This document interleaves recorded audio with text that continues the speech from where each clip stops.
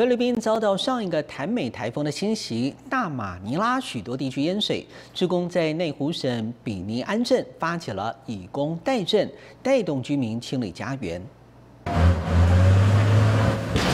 出动重机器清除淤泥，这一挖也挖除居民心中的担忧。台风造成的水灾让街道、住家都传出被泥沙掩埋的灾情。Pinuntahan na kami dito para pinaalis.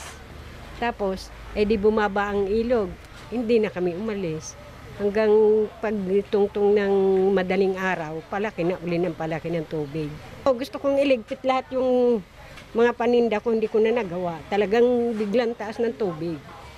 空无一物的杂货店，墙上还可清楚看见大水侵袭的痕迹。想要重新开张，还好有一群年轻人的帮忙，让罗娜的店面能早日恢复朝气。Masaya kami na ganito na bukod ganon, nakilos kami, nakakatulong sa amin, nasusiweldohan kami, nakakatulong sa amin yung programang to. Bukod doon, nakatulong na kami, kumita pa kami para sa pamilya, lalo-lalo sa mga bata. Sa ngayon, nung dumating itong mga to, yung tutulog sa amin, na malaking luwag sa amin dahil napadali ang paglilinis dito.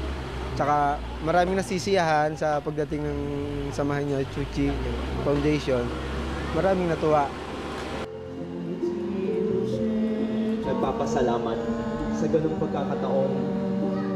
重建家园，人多力量大，合作中凝聚彼此的心，也让他们靠自己的双手重新站起。